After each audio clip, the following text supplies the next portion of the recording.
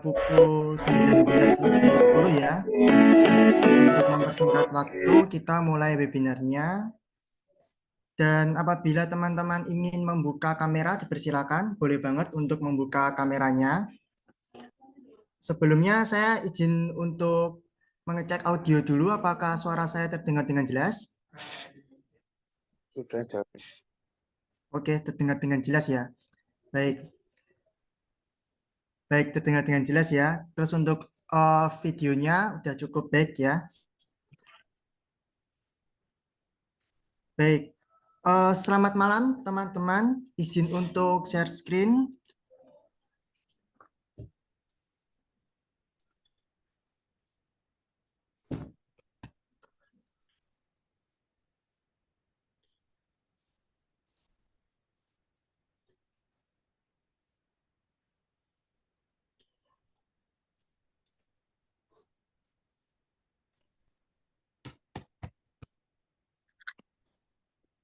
Oke, selamat malam teman-teman semua. Bagaimana kabarnya hari ini? Semoga Baik, kita dalam keadaan sehat selalu ya. Oke, ada yang bilang baik tadi. Baik, amin. sebelum memulai acaranya, saya akan memperkenalkan diri terlebih dahulu. Perkenalkan, nama saya Alessandro Yubilai Erlangga Dityawardana atau biasa dipanggil Sandro. Saya lulusan dari Universitas Sanata Dharma Yogyakarta. Dan saat ini saya sebagai asisten psikolog di Klinik Psikolog Vira. Di webinar kali ini, saya sebagai pembicara sekaligus sebagai host dan ditemani oleh Bu Vira selaku CEO dari Klinik Psikolog Vira. Saya juga mengingatkan kepada teman-teman semua apabila ingin mendapatkan sertifikat untuk webinar malam hari ini, bisa absen di kolom chat ya teman-teman, dan nanti akan kami data. Jangan lupa untuk mengikuti webinar-webinar berikutnya yang akan diadakan oleh Klinik Psikolog Vira, yang tentunya dengan topik-topik dan pembahasan-pembahasan yang menarik juga. Oke, kita langsung saja ke materi webinar hari ini. Materi webinar hari ini berjudul model-model kepribadian yang sehat. Sebelum sebelum masuk ke materi utama, kita perlu tahu terlebih dahulu nih, apa itu kepribadian dan apa itu kesehatan. Jadi kepribadian itu berasal dari bahasa Latin, yaitu persona, yang nantinya itu diterjemahkan ke bahasa Inggris menjadi personality. Nah, persona kalau zaman dulu itu adalah sebuah topeng yang digunakan oleh orang Romawi dalam pertunjukan drama Yunani. Tapi kepribadian tidak sesederhana itu, dan kepribadian itu bukan sekedar topeng. Menurut Berger tahun 2011, kepribadian merupakan pola perilaku yang konsisten dan proses intrapersonal individu. Di sini kita bisa melihat ada dua aspek utama kepribadian, yaitu pola perilaku yang konsisten dan proses intrapersonal individu. Pola perilaku yang konsisten itu maksudnya gimana? Pola perilaku yang konsisten itu maksudnya adalah kepribadian itu bisa teridentifikasi atau dikenali dalam waktu dan situasi yang berbeda. Contohnya, orang-orang yang memiliki daya juang yang tinggi di sekolah dulu, kemungkinan besar ketika dia udah bekerja, dia juga memiliki daya juang yang sama seperti waktu dia sekolah dulu. Sedangkan proses komunikasi intrapersonal, yaitu misalnya terkait dengan proses emosi, motivasi, dan kognitif dalam diri yang mempengaruhi cara seseorang bertindak. Sedangkan menurut Fish and Fish tahun 2010, kepribadian adalah pola sifat dan karakteristik tertentu yang relatif permanen, memberikan konsistensi dan individualitas pada perilaku seseorang. Jadi kurang lebih sama dengan apa yang dikatakan oleh Berger tadi, bahwa kepribadian itu konsisten dari waktu ke waktu. Tapi meskipun kepribadian itu konsisten, kepribadian itu masih bisa tetap berubah meskipun dengan waktu yang cukup lama. Sedangkan untuk kesehatan sendiri, menurut WHO, itu sehat adalah keadaan sempurna secara fisik, mental, serta sosial dan terbebas dari penyakit. Sehat adalah hak dasar manusia paling mendasar dari setiap manusia, tanpa membeda-bedakan ras, agama, politik, dan kondisi sosial ekonominya. Sehat itu diperlukan agar seseorang mampu meraih kedamaian, keamanan, dan kebebasan, dan bebas untuk melakukan apapun di dalam hidupnya. Nah, terus apa itu kepribadian yang sehat? Nah, untuk menjawab ini kita perlu mendalami 4 model kepribadian yang sehat dari 4 tokoh psikologi terkemuka, yaitu pertama dari model Alport, terus ada lagi model kepribadian dari Roger, yang ketiga ada Fromm, dan yang keempat ada Maslow. Sebenarnya masih ada lagi model-model kepribadian sehat yang lain, tapi keempat ini itu yang paling mudah untuk dipahami dan untuk mempersingkat waktu juga. Oke, kita masuk ke model kepribadian yang pertama, yaitu kepribadian menurut Alport. Oke, jadi siapa itu Alport? Alport Alport itu merupakan seorang psikolog dari Amerika Serikat dan seorang pakar dari studi kepribadian. Dia mendapatkan gelar PhD-nya dari Harvard tahun 1922 dan karyanya menjadikan studi tentang kepribadian di Amerika itu dihargai.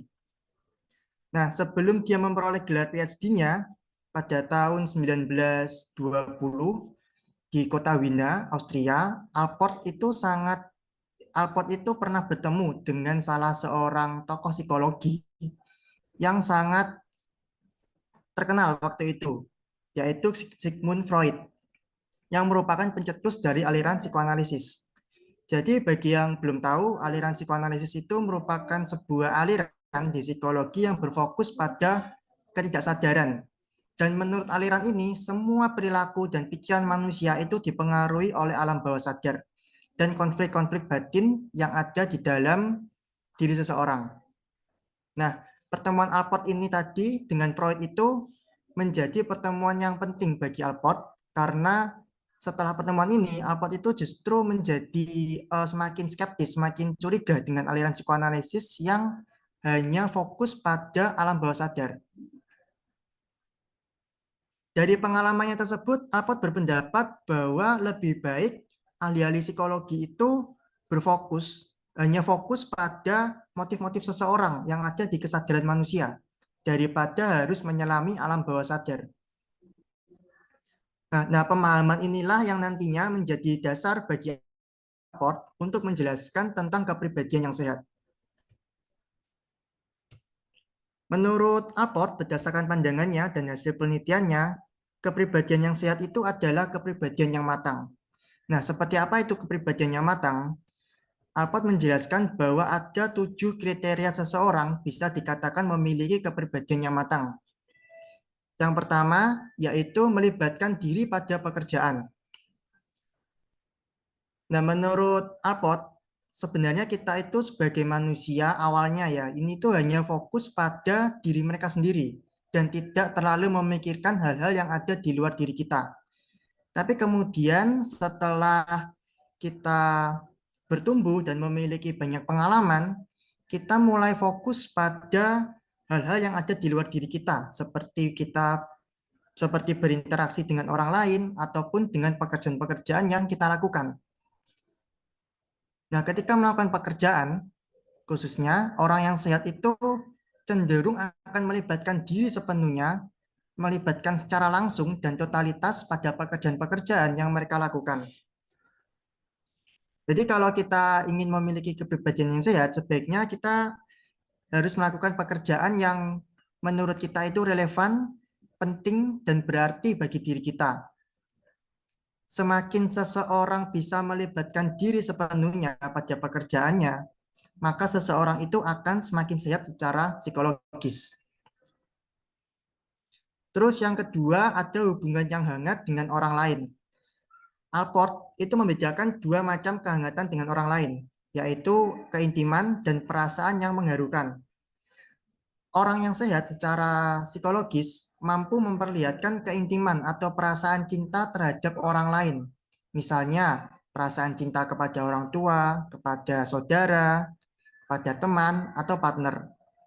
Nah, cinta dari orang yang sehat itu adalah cinta yang tanpa syarat, tidak melumpuhkan atau mengikat. Sedangkan perasaan yang mengharukan itu adalah suatu pemahaman tentang kondisi dasar manusia dan perasaan kekeluargaan dengan semua orang. Maksudnya gimana? Jadi orang yang sehat itu sehat secara psikologis itu dia bisa merasakan penderitaan, ketakutan, dan kegagalan yang dialami oleh orang lain. Dan dari sini dia memiliki rasa empati. Orang yang memiliki kepribadian sehat itu memiliki rasa empati yang tinggi. Terus yang ketiga yaitu dapat mengontrol emosi. Orang sehat itu dapat menerima kelebihan dan kekurangan yang ada pada diri mereka, termasuk emosi-emosi yang mereka rasakan. Mereka tidak dipengaruhi oleh emosi-emosi itu, tetapi mereka justru bisa mengontrol emosi-emosi mereka sehingga emosi ini tidak mengganggu aktivitas kesehariannya. Terus berikutnya ada persepsi realistis. Persepsi realistis di sini maksudnya adalah orang yang sehat itu memandang dunia secara objektif. Jadi orang yang sehat secara psikologis tidak memandang dunia berdasarkan pandangan-pandangannya sendiri, tetapi menerima realitas atau kenyataan sebagaimana adanya. Terus yang kelima yaitu memiliki keterampilan. Alport itu menekankan pentingnya pekerjaan, seperti yang tadi di nomor satu. Dan ketika kita berhasil melakukan pekerjaan itu, maka itu akan menunjukkan bahwa kita memiliki kemampuan yang lebih baik dari sebelumnya. Pekerjaan pasti memerlukan keterampilan, dan orang yang sehat menggunakan keterampilan-keterampilan yang dimilikinya itu secara ikhlas, antusias, dan totalitas.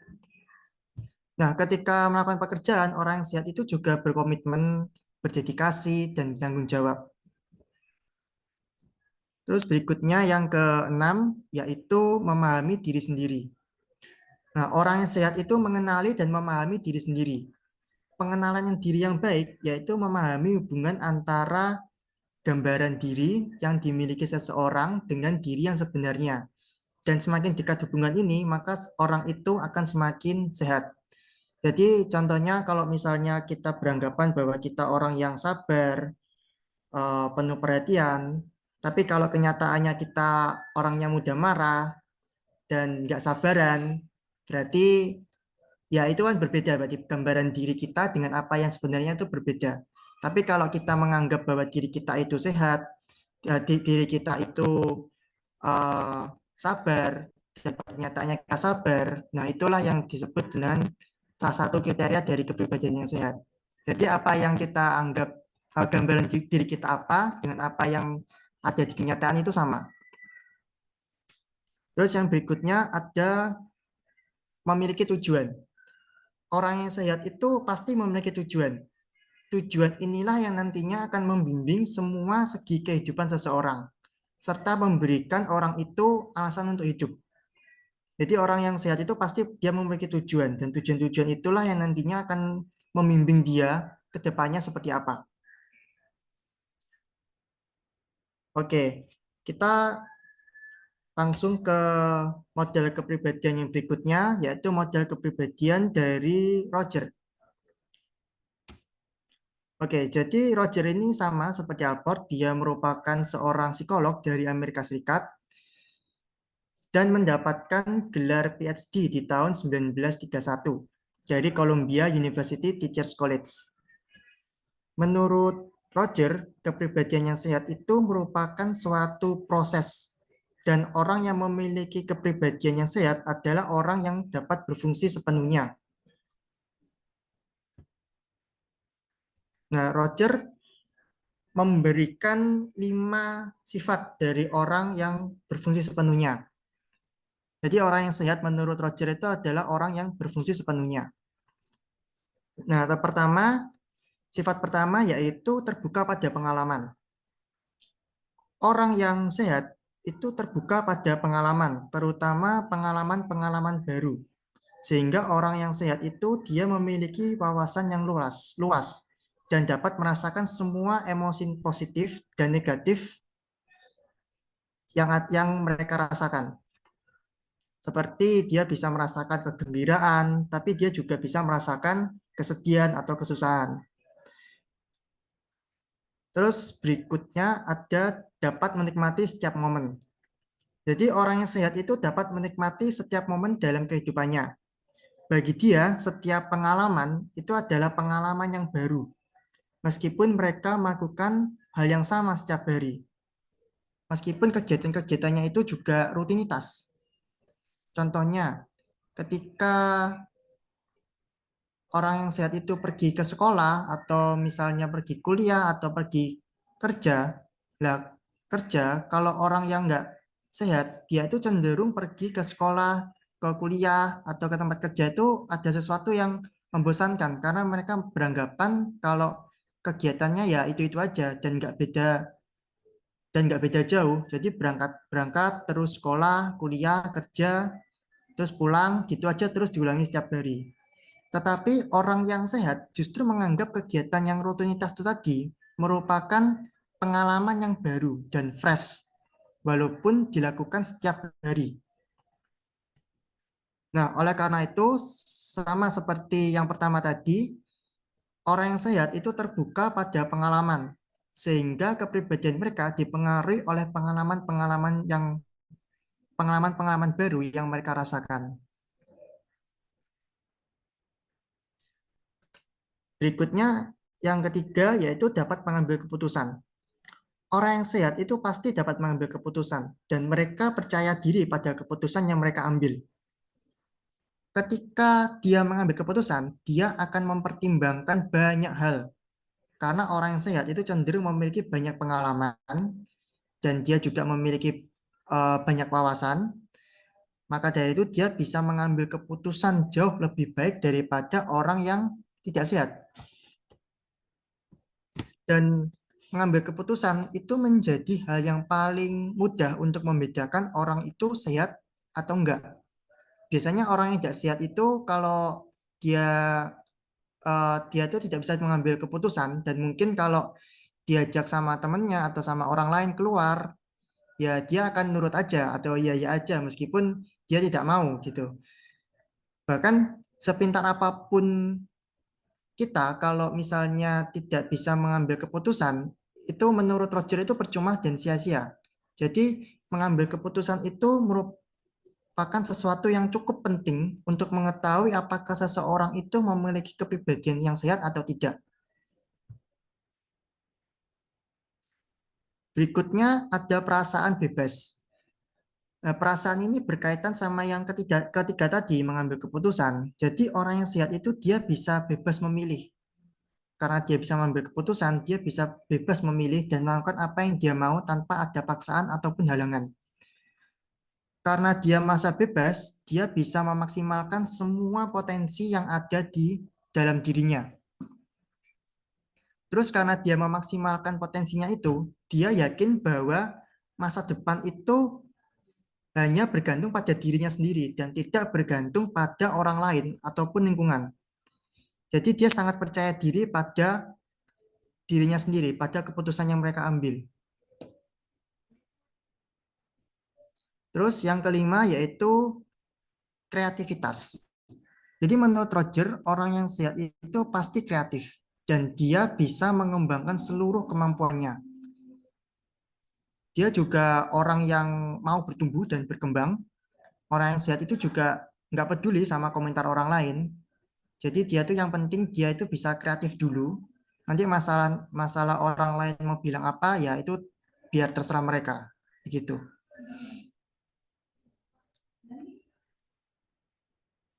Terus berikutnya kita masuk ke model yang ketiga, yaitu model dari Eric Fromm. Jadi siapa itu Eric Fromm?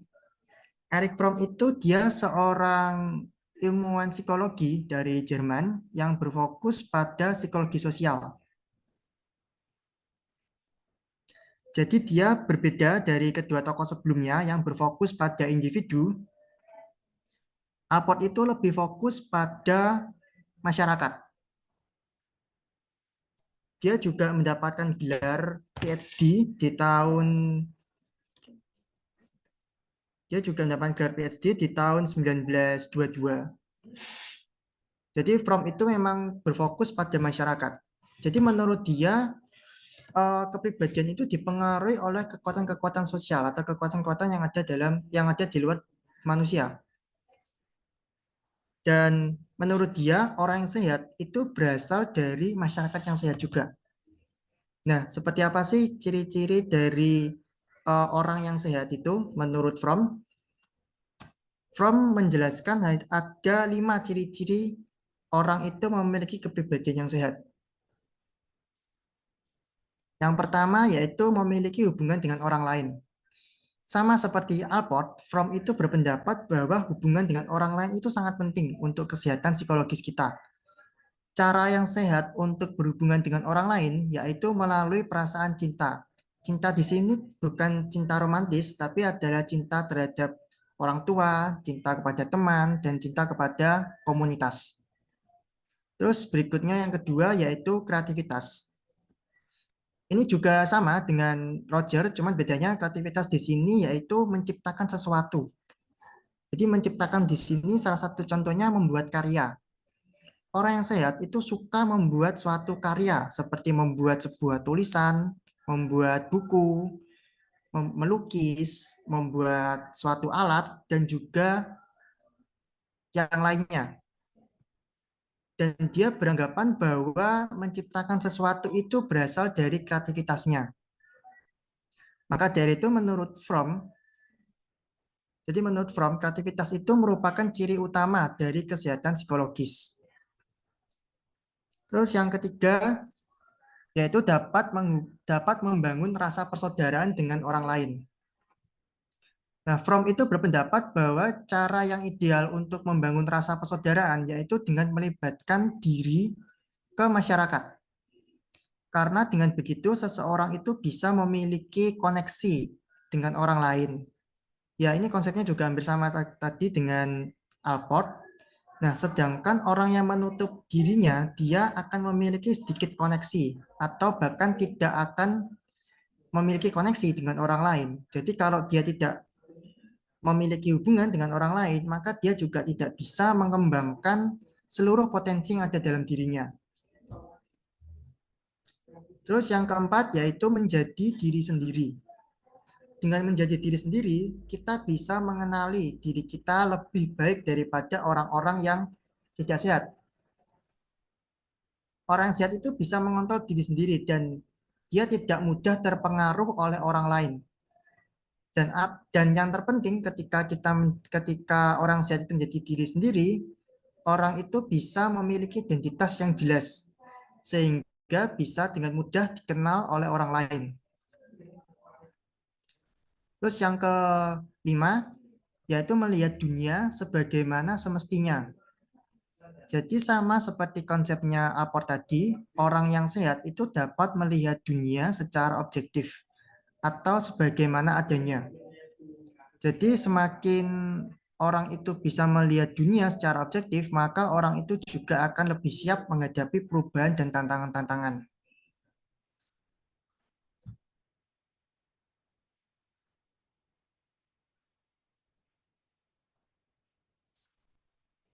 Oke, berikutnya kita ke model kepribadian yang berikutnya, yaitu kepribadian dari Maslow.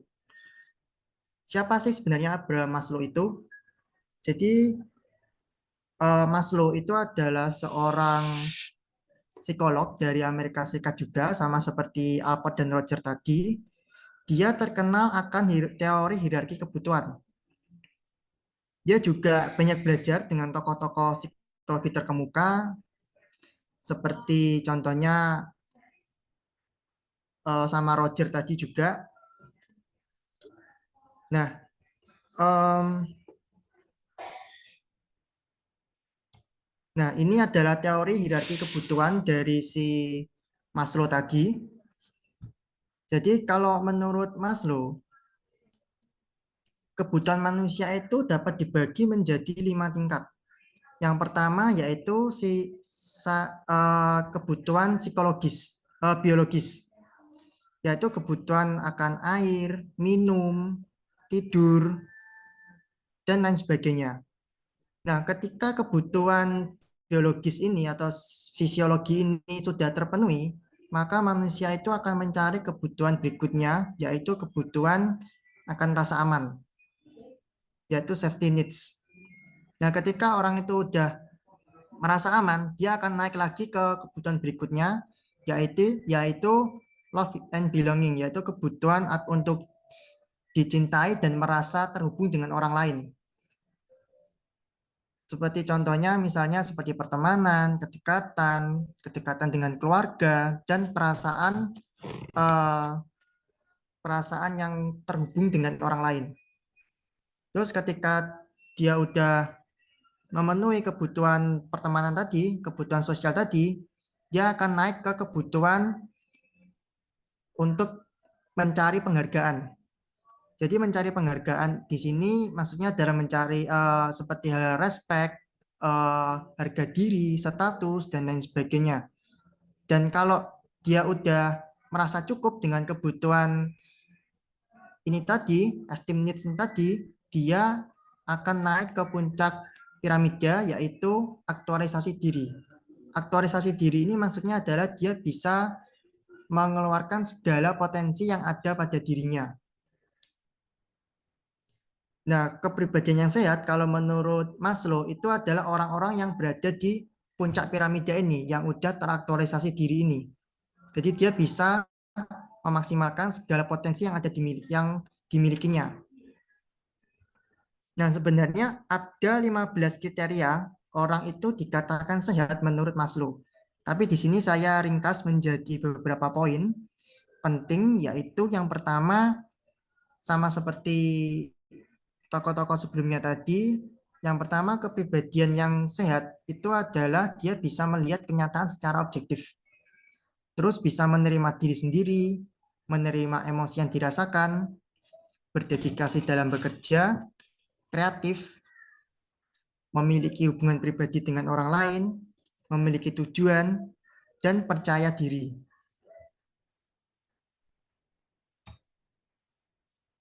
Nah, setelah kita memahami tentang 4 model kepribadian yang sehat tadi dari berbagai tokoh psikologi, kita dapat melihat bahwa ada beberapa aspek yang sering keluar, sering diutarakan oleh tokoh-tokoh psikologi ini. Aspek-aspek tersebut yaitu yang pertama ada fokus pada hal-hal yang ada di luar diri. Nah, poin-poin yang sama dengan poin pertama ini saya kasih warna yang sama juga. Terus yang kedua ada mengenali diri sendiri, kreatif, dan melihat dunia secara objektif. Jadi kalau misalnya kita ketemu dengan seseorang yang memiliki ciri-ciri seperti ini, kemungkinan besar dia memiliki kepribadian yang sehat. Bisa jadi teman kita, keluarga kita, saudara kita, itu bisa saja mereka memiliki kepribadian yang sehat.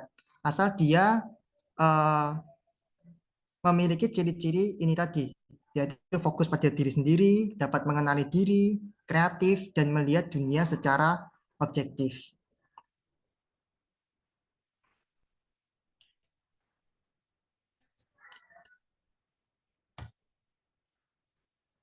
Oke, untuk sebelum mengakhiri materi kita hari ini, ada satu kata yang menarik bagi saya, yaitu mereka yang menghormati kepribadian orang lain adalah orang yang benar-benar berguna.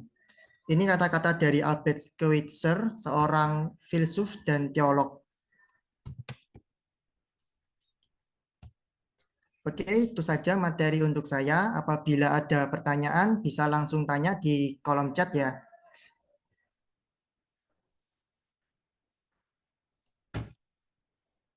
Oke, baik. Jika ada pertanyaan, bisa langsung ditanyakan ke kolom chat.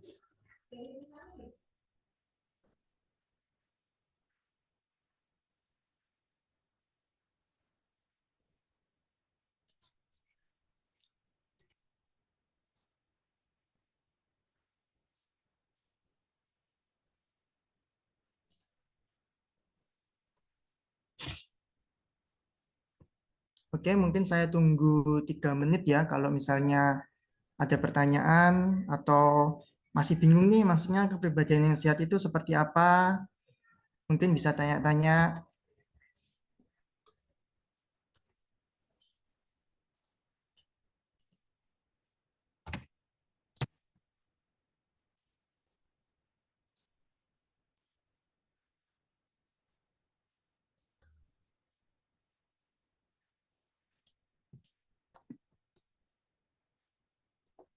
Oke, apakah ada pertanyaan? Jangan sungkan untuk bertanya.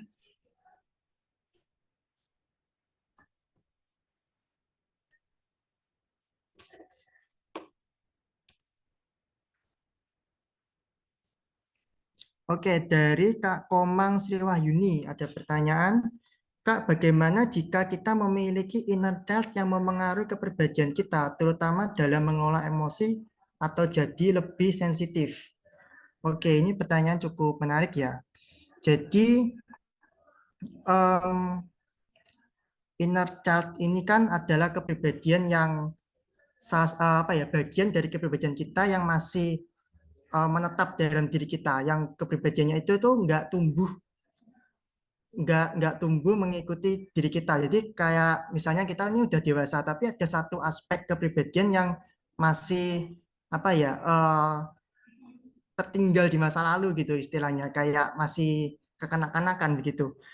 Terus bagaimana mempengaruhi jika kita memiliki inner child yang mempengaruhi kepribadian kita, terutama dalam memulai emosi atau jadi lebih sensitif.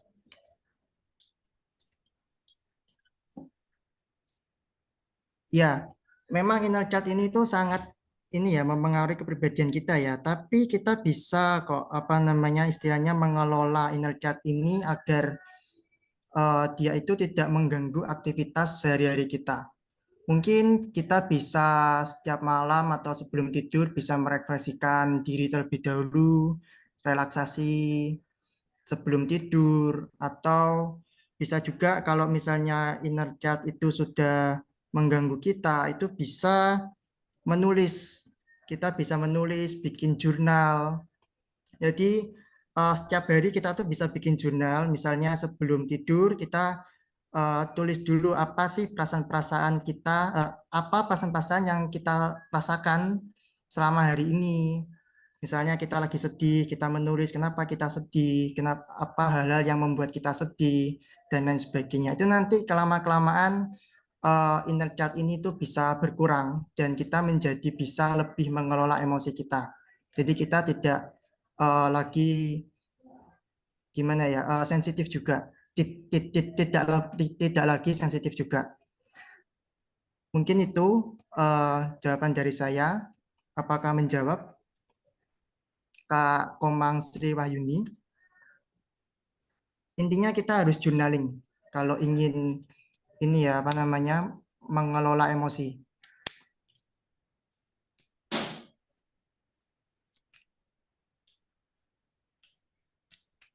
Iya, refleksi and journaling. Baik, sama-sama Kak Komang Sri Wahyuni. Ada pertanyaan lagi dari Aditya Sulaksono. Kalau seseorang punya kebiasaan judi online atau sekarang yang sedang ngetren pinjol, apakah pribadinya normal? Oke, kita harus melihat dulu orang-orang pinjol itu kan kebanyakan sudah kecanduan ya dia. Dia tidak bisa berpikir secara realistis. Dia hanya mengharapkan sesuatu yang dia itu pengen. Maksudnya gini, dia tuh jadi gini, pinjol itu kan sebenarnya sudah disetting supaya kita itu kalah sebenarnya. Nah, tapi kalau orang-orang pinjol itu kan biasanya ngeyel ya, dia dia beranggapan bahwa dia itu bisa menang dari pinjol itu. Nah, karena dia beranggapan kalau dia itu bisa menang, padahal itu pada kenyataannya pasti sudah disetting akan kalah, jadi dia itu kan tidak bisa berpikir secara realistis. Itu tadi eh, sama seperti pendapatnya si Fromm, si Roger, si Alport dengan model-model kepribadian tadi yang kita bahas, dia itu tidak bisa berpikir realistis dan orang-orang yang tidak bisa berpikir realistis inilah yang eh, pribadinya itu bisa dikatakan ya kurang normal atau kurang sehat begitu. Karena dia tidak bisa berpikir secara realistis, dia hanya berpikir berdasarkan pandangannya sendiri. Itu saja dari saya. Apakah menjawab pertanyaan saya? Apakah menjawab tadi pertanyaannya, Kak Aditya Sulaksono? Baik, sudah menjawab ya. Oke, apakah ada pertanyaan lagi?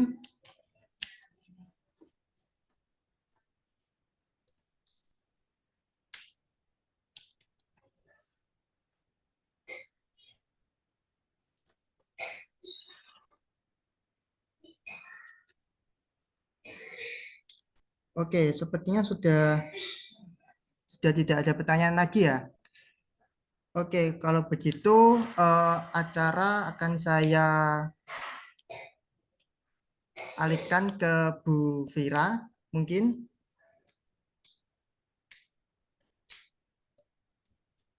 karena sudah tidak ada pertanyaan lagi sepertinya, Bu. Oke, baik. Terima kasih Mas Sandro. Ya, Sekali lagi selamat malam semuanya. Terima kasih sudah berpartisipasi di seminar kali ini ya. Suara saya masuk ya? masuk, Bu. Oke, sekali lagi saya Masuk. mengucapkan terima kasih untuk Mas Sandro sudah menyampaikan seminar kali ini tentang model-model kepribadian sehat ya, Mas ya. Ya, Oke, semoga apa yang disampaikan oleh Mas Sandro kita juga punya pemikiran yang baru dan jadi sudah tahu nih gitu ya. Kira-kira kepribadian kita sehat atau enggak gitu ya. Dan mungkin berhubungan juga ya sama seminar yang kemarin ya. Seminar yang kemarin itu adalah tentang self diagnose ya. Jadi mungkin rekan-rekan atau teman-teman di sini kita udah tahu gitu ya. Oh yang sehat tuh seperti ini, oh yang tidak sehat pribadinya seperti ini gitu. Tapi kembali lagi bahwa pemahaman kita menjadikan sebuah edukasi buat kita gitu. Tapi untuk kayak langsung kita merasa kayak oh aku bermasalah nih atau apa itu kembali lagi teman-teman di sini bisa beralih ke yang lebih profesional gitu. Jadi seminar malam ini itu benar-benar memberikan pemahaman lebih luas ya, Mas Andro ya, bahwa kita tahu ternyata kepribadian yang sehat tuh ada loh menurut para teori-teori psikologi gitu ya. Saya malah berterima kasih di Riko lagi gitu ya, materi kuliah dari S1 inget-inget lagi gitu. Banyak banget gitu ya. Sampai kalau dibilang dulu para tokohnya tuh banyak banget sampai kita harus ya. tahu ternyata manusia tuh sekompleks itu gitu. Saya mungkin mau melengkapi apa yang disampaikan Mas Sandro. Tadi juga banyak banget pertanyaan-pertanyaan yang sangat menarik ya menurut saya. Eh, dari Kak Komang, ada juga dari Kak Aditya gitu ya. Mungkin yang Kak Komang, saya mau menambahi tentang inner child ya. Memang inner child itu adalah bagian dari masa lalu atau biasanya terjadi di masa kanak-kanak atau masa remaja. Memang itu adalah kalau secara umumnya gitu ya, biasa para psikolog sampaikan itu adalah sebuah trauma di masa kecil atau masa remaja yang memang itu terbawa sampai kita dewasa. Nah, itu trauma atau luka batin masa kecil atau masa remaja kita itu yang memang belum selesai atau kita belum pulih di situ. Nah, kenapa makanya ketika kita belum selesai atau belum pulih, kita bawa sampai dewasa, akhirnya berdampak nih dengan emosi kita gitu ya. Kita jadi sensitif, kita jadi gampang emosi, atau kita gampang langsung berpikiran negatif tentang asumsi seorang atau mungkin tentang interaksi yang kita peroleh dari orang lain gitu. Nah, itu karena ada luka atau inner child kita yang masih belum sembuh gitu. Makanya saya biasa bilang ke klien-klien yang memang dia punya inner child dalam hidupnya itu memang harus mau memaafkan apa yang terjadi di masa kecil dia gitu. Karena kan namanya kita waktu kecil kan kita nggak bisa mengerti ya, namanya anak kecil kan kita nggak tahu nih eh, harus seperti apa. Bahkan kita bersuara aja kita bilang tidak aja tuh kita belum bisa gitu, belum punya kekuatan karena kita masih kecil. Kita hanya bisa menerima luka itu dengan sendirinya gitu. Nah, ketika kita dewasa, kita harus memaafkan dalam arti kayak yang lalu saat saya masih kecil, saat saat itu saya menerima luka ya sudah gitu. Jadi ibaratnya kayak gelas, gelas itu kan ibaratnya inner child itu seperti gelas yang sudah retak gitu ya teman-teman semua. Nah itu harus Mungkin tidak bisa seperti kayak gelas yang baru, tapi sebenarnya bisa kita pelan-pelan untuk memperbaikinya gitu. Fungsinya adalah tujuan utamanya adalah gelas itu bisa berfungsi kembali. Nah, seperti hidup kita, seperti pribadi kita, harapannya walaupun kita punya luka di masa lalu, kita punya luka batin, kita punya kekecewaan, kita punya apa ya, sakit hati yang begitu dalam di masa lampau kita. Tetapi kalau kita sudah memaafkan, menerima hal itu terjadi untuk sebuah pembelajaran, kita tetap bisa menjadi pribadi yang fokus untuk bermanfaat buat orang lain. Nah, gitu mungkin ya Kak Komang Wahyuni bisa melengkapi tadi dari pertanyaannya gitu. Kemudian untuk Mas Aditya, memang ini sudah marak banget ya. Sebenarnya kalau dijelaskan lebih sangat kompleks sih. Kita hidup di tahun-tahun di mana teknologi itu sudah sangat berkembang ya. Ibaratnya semua tuh udah digital, semua tuh sudah berbau ibaratnya kayak ada WA, ada sosial media dan segala macam gitu. Dan kita hidup di dalam generasi yang semuanya bisa instan gitu. Makanya kenapa segala sesuatu problem solving atau keputusan-keputusan akhirnya juga membuat manusia itu berpikirnya jadi instan. Nah, sebenarnya sehat atau tidak itu tergantung apakah dia ibaratnya semakin berdampak negatif buat hidupnya atau dia bisa bangkit dari hal itu gitu. Jadi misalkan dia terjerat oleh judi online ya. Nah, dia terjerat tapi dia masih sadar nggak untuk keluar dari dari lingkaran itu gitu. Kalau misalkan dia tetap dalam lingkaran itu ya dia akan menentukan atau dia membuat keputusan untuk pribadinya atau kepribadiannya atau mentalnya jadi mental illness gitu. Bisa stres, bisa sampai depresi, bahkan mungkin yang lebih parahnya lagi adalah bunuh diri gitu. Mungkin karena semua uangnya sudah habis, dia ibaratnya udah ngerasa masa depannya suram, dia mungkin jadi pemaknaannya semuanya udah negatif gitu. Jadi kembali lagi ke individunya gitu ya Mas Adit ya. Kalau dia masih punya survive atau egonya masih bisa dikendalikan, kesadarannya masih bagus. Tadi kan sudah disebutkan juga ya, Mas Andro ya, beberapa Ya. tokoh bahwa Hmm. pribadi yang sehat adalah kesadaran gitu ya, awareness gitu. Jika orang semakin sehat itu kesadarannya akan semakin bagus gitu. Kalau orang ibaratnya sudah mulai nih kayak nggak sehat gitu atau dibilang sakit, biasa kesadarannya udah mulai berkurang. Kesadaran itu dalam arti gini, ketika kita melakukan kesalahan, misalkan kita impulsif gitu ya, kita tuh sadar gitu loh, kita melakukan kesalahan. Tapi biasanya orang-orang yang memang sudah ke tahap mental illness, dia tuh nggak sadar kalau sudah melukai orang lain gitu. Jadi dia ngerasa kayak apa yang aku lakukan baik-baik saja gitu. Padahal sebenarnya melukai orang lain. Nah itu berarti kesadarannya sudah sangat berkurang. Nah itu perlu di cross check dan perlu lari ke profesional dan mulai aware gitu. Dalam arti aku ada apa ya dengan diriku gitu. Jadi pertanyaan-pertanyaan malam ini semoga juga memberikan pemahaman ya bahwa kita tahu bahwa kesehatan mental itu sangat penting dan nggak cuma fisik yang perlu sehat, ternyata mental juga perlu sehat ya Mas Andro ya.